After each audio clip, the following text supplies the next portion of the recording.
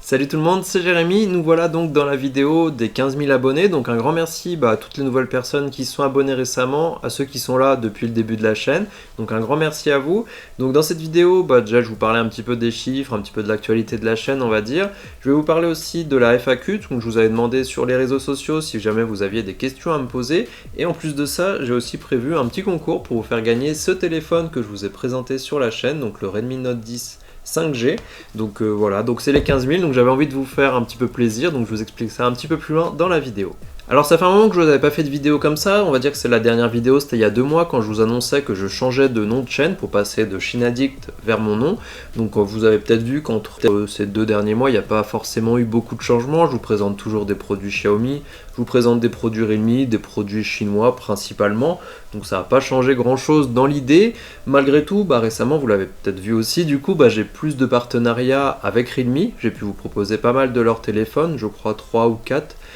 Dernièrement, donc ça c'est plutôt un point super positif. Pareil pour Xiaomi France, j'ai pu vous proposer des produits que Xiaomi France m'a envoyés, alors que dans le passé c'était plutôt des produits fournis par Xiaomi Global pour que je fasse des produits, en fait des posts sur leur forum directement. Donc là c'est vraiment intéressant parce que c'est directement la partie française qui m'envoie des produits pour que je vous les présente, et puis forcément de pouvoir recevoir des appareils, des choses comme ça, de collaborer avec des marques que j'aime beaucoup, que ce soit Xiaomi ou Realme, ça fait vraiment plaisir. Et en plus j'ai que finalement 15 000 abonnés, donc c'est plutôt encourageant parce que c'est aussi ça que je voulais en créant ma chaîne, de pouvoir avoir des interactions comme ça avec les marques que j'apprécie, donc ça fait vraiment plaisir. Un autre point aussi, en plus de ces 15 000 abonnés, on a passé le cap des 200 vidéos sur la chaîne, je crois qu'on est à 209 ou 210 vidéos maintenant, donc ça fait beaucoup de vidéos. D'un côté, c'est plutôt positif, ça montre que j'ai gardé le rythme pendant ces 2-3 dernières années, parce que j'ai commencé en octobre 2018 la chaîne si je me trompe pas. Par contre, d'un autre côté, c'est vrai que ça fait beaucoup de vidéos, et donc maintenant j'aimerais bien essayer un petit peu de filtrer, peut-être accepter moins de partenariats, de produits peut-être moins intéressants, ou peut-être des produits qui sont pas très connus,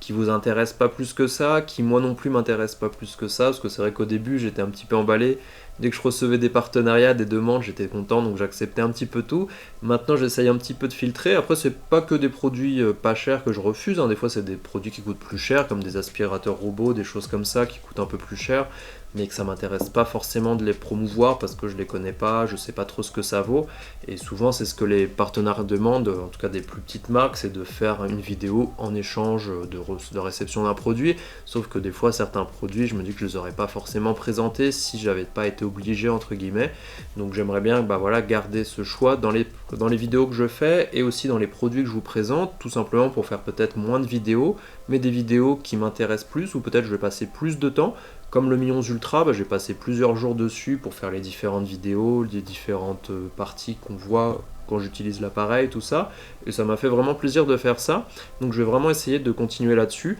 et de vous proposer toujours des meilleures vidéos en filtrant un petit peu pour essayer de limiter un petit peu le nombre de vidéos, que j'ai un peu plus de temps à consacrer à faire d'autres choses tout simplement. Alors un petit peu avant d'arriver aux 15 000 abonnés, je vous avais demandé sur les différents réseaux sociaux si jamais vous aviez des questions à me poser que vous voudriez que je réponde dans la vidéo. Donc on va commencer tout de suite par les questions qui m'ont été posées sur YouTube. Donc déjà merci aux personnes qui ont posé des questions, sinon j'aurais été un petit peu embêté pour pouvoir vous faire cette vidéo. Donc j'ai Yann Aka qui m'a demandé sur YouTube en fait quel était ce que je faisais dans la vie comme boulot à part YouTube. Donc effectivement YouTube c'est pas un travail pour moi mais c'est quelque chose que je fais en plus. Dans mon vrai travail, je travaille dans l'informatique, je suis administrateur système réseau, donc je m'occupe de tout ce qui est lié à la virtualisation, au réseau,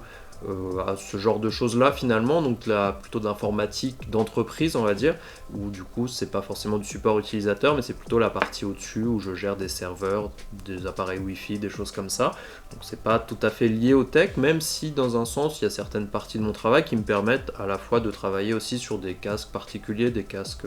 avec des caméras, des casques HoloLens, des choses comme ça, donc c'est quand même assez intéressant, puis ça me permet un petit peu de combiner à la fois ma passion on va dire pour la partie tech, mais aussi ma passion pour l'informatique. Alors la deuxième question, c'est une question de Vincent qui m'a demandé comment j'ai eu l'idée de me lancer sur YouTube, est-ce que j'ai des conseils? Donc moi en fait de me lancer sur YouTube en faisant une chaîne tech, à la base je regardais pas des vidéos de produits high-tech ou quoi que ce soit sur YouTube, je regardais vraiment des vidéos sur comment faire des photos, comment faire de la vidéo, parce que j'avais regardé ça avant de partir en voyage pendant un moment, parce que je m'étais acheté un appareil photo, un Panasonic GX80, et du coup je voulais savoir comment l'utiliser pour faire des belles photos, voir des vidéos pendant mon voyage. Et finalement, en regardant ça, des vidéos comme Peter McKinnon par exemple, ça m'a donné envie d'essayer moi-même, et après coup j'ai cherché en fait qu'est-ce que je pouvais faire comme type de vidéo sur YouTube, et c'est là où j'ai cherché un petit peu qu'est-ce qui me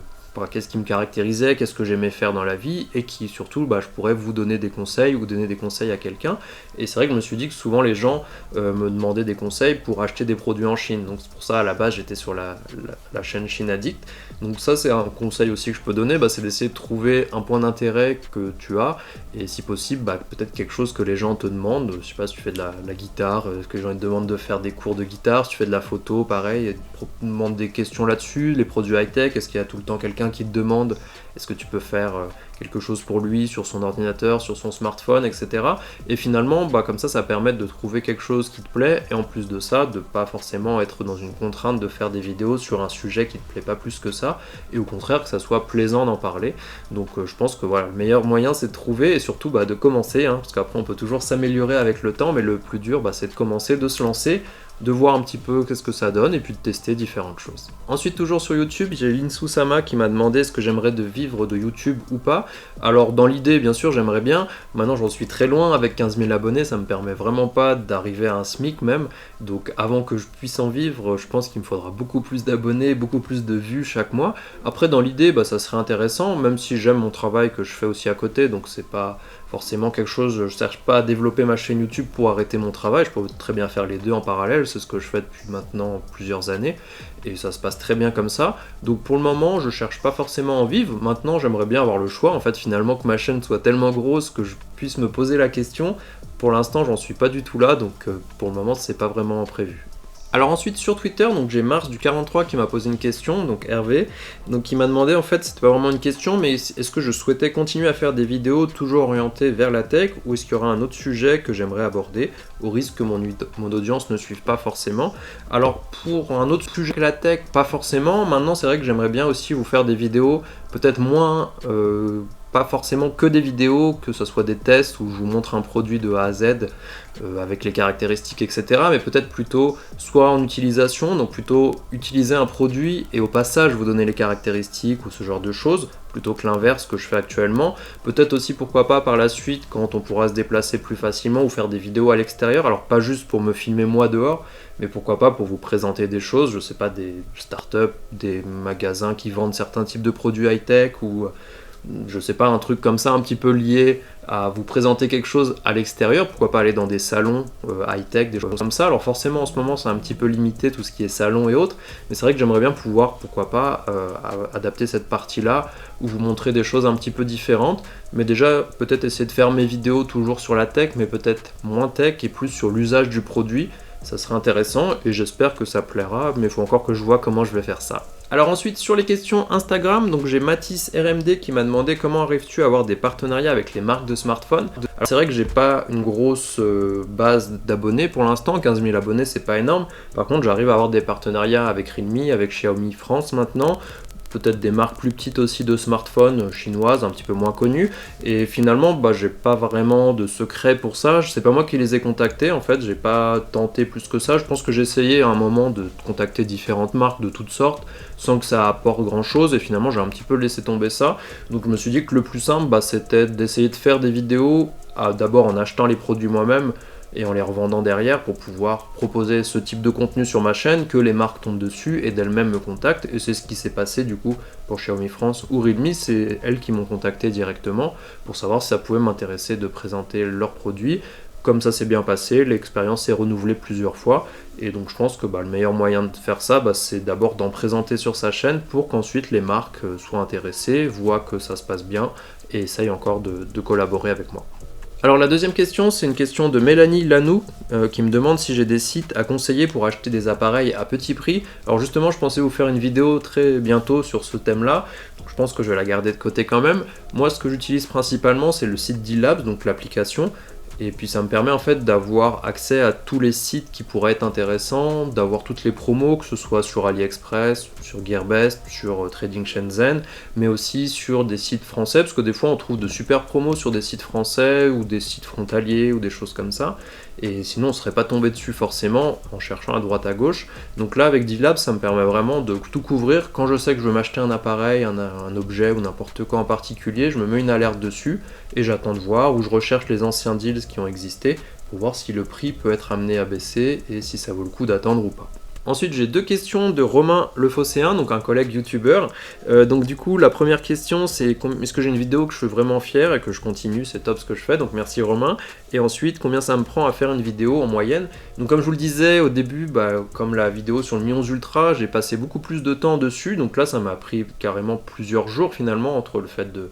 prendre le temps de noter tout ça, de prendre la vidéo où je parle à la caméra, la partie où je vais aussi filmer les différentes étapes, donc il faut compter pour moi une journée pratiquement pour faire une vidéo, sachant que je compte pas toute la partie où j'utilise l'appareil en vue de la vidéo. C'est vrai que de base je ne m'amuse pas à tester des téléphones tous les 2 jours, donc quand je prends un téléphone, que je prends ce téléphone à la place de mon appareil photo pour aller faire des photos dehors, quand je suis en promenade ou n'importe quoi, finalement c'est aussi du temps que je consacre pour la vidéo que j'aurais pas fait normalement. Donc là aussi c'est pas inclus dedans, mais c'est vrai qu'il me faut bien compter 8 heures on va dire à peu près pour faire une vidéo en entier. Après c'est vrai que j'essaye aussi des fois de prendre plus de temps pour pouvoir proposer plus de vidéos, de b-roll comme on dit, parce que sinon c'est vrai que des fois je vais un peu vite et quand j'ai vraiment pas le temps, je fais 2-3 plans dans mon bureau, mais c'est vrai que ça me frustre un peu de pas prendre le temps d'aller dans différentes pièces, peut-être en extérieur pour faire mes vidéos. Et du coup une vidéo que je suis vraiment content, c'est celle du Mions Ultra. Bon déjà c'est une vidéo que j'ai fait il y a pas longtemps, j'ai pu aussi faire différents plans, maintenant j'ai un stabilisateur aussi en plus, donc je l'ai utilisé aussi pour faire différents plans, j'ai pris un peu plus de temps là-dessus. Et plutôt que de sortir la vidéo comme j'avais prévu, je crois le lundi, je l'ai sorti le jeudi ou un truc comme ça, parce que j'ai pris plusieurs jours pour faire le montage, j'ai pris plus de temps dans le montage aussi. Donc là c'était vraiment une vidéo que j'étais content, et ouais, pour faire une vidéo, faut bien me compter une bonne journée, sans compter toute la partie test on va dire. Et enfin une dernière question, toujours sur Instagram, de Nacrium, donc un autre collègue youtubeur qui lui est plus consacré sur les news tech, donc vraiment intéressant aussi. Je vous mettrai d'ailleurs les liens de Romain et Nacrium dans la description si ça vous intéresse. Donc il m'a demandé est-ce que je pourrais switcher entièrement sur l'écosystème Apple, parce que vous l'avez vu peut-être cette semaine, mais j'ai sorti une vidéo en plus, comme quoi que j'étais passé sur le MacBook M1, MacBook Air, et effectivement c'est vrai que c'est intéressant pour moi pour la partie montage vidéo, et forcément il y a tout l'écosystème qui peut aller autour et qui peut fonctionner avec cet ordinateur, que ce soit les iPhones, l'Apple Watch, le HomePod mini, l'iPad, etc. Donc dans l'idée, ça me dérangerait pas d'essayer, parce que je pense que ça peut être toujours intéressant d'avoir l'écosystème en entier pour se faire un avis. Après, le gros souci pour moi, c'est plutôt le prix, en fait, de pouvoir acheter tout ça pour tester, voir si ça me plaît ou pas, et éventuellement le garder. Après, le MacBook, c'est vrai que j'en ai pas parlé dans la vidéo, mais je l'avais eu en promotion, c'est pour ça aussi que j'ai sauté le pas. J'avais payé, je crois, 850 € au lieu des 1000 et quelques euros qui coûtent habituellement. Donc c'est là, ça m'a fait sauter le pas. Après, si j'ai l'opportunité, pourquoi pas, de tester ou d'acheter ces genres d'appareils en promotion, ça serait avec plaisir de tester ça, hein, parce que ça pourrait être toujours intéressant pour moi, parce que j'aime les produits high-tech de façon générale, et c'est toujours intéressant de voir qu'est-ce que toutes les gens qui utilisent ce produit-là et les produits qui vont avec trouvent d'intéressant pour que moi-même je puisse me faire mon avis. Voilà, donc c'était tout pour les différentes questions. Merci en tout cas à tous ceux qui ont pu poser des questions pour que je puisse vous y répondre. Donc maintenant, on passe à la dernière partie de la vidéo, et du coup, je vais vous offrir ce Redmi Note 10 5G. Donc c'est un téléphone que j'ai reçu de la part de Xiaomi Global il y a quelques temps pour que je puisse faire des vidéos, des choses comme ça là-dessus. Donc je pense que ça ne les dérangera pas que je vous l'offre. En tout cas, j'en ai pas l'utilité, donc si ça peut vous servir, ça me fait plaisir de pouvoir vous l'offrir. Donc je vous demande pas grand-chose, il suffit de mettre un commentaire de la vidéo, de vous abonner à la chaîne, et puis dites-moi juste à quoi ça vous servirait tout simplement. Voilà, encore merci pour tous vos abonnements, ça m'a fait plaisir aussi de vous faire cette vidéo, j'espère pouvoir vous en faire dans un futur proche, peut-être pour vous donner un petit peu des informations sur la chaîne, qu'est-ce qui se passe, s'il y a des nouveaux partenariats ou des choses comme ça, peut-être que je les ferai en extérieur aussi, pourquoi pas. Bon là il n'arrête pas de pleuvoir ces derniers temps, donc ça serait compliqué, mais pourquoi pas faire un petit peu ce genre de vidéo un petit peu plus souvent, si ça vous intéresse, voir un petit peu pourquoi pas les coulisses aussi de comment je fais mes vidéos, si ça peut vous aider, s'il y en a parmi vous qui font aussi des vidéos ou qui voudraient se lancer, je trouve ça, moi ça m'intéresse de voir ce type de vidéo, donc je pense que ça peut en intéresser certains, et on se voit très bientôt.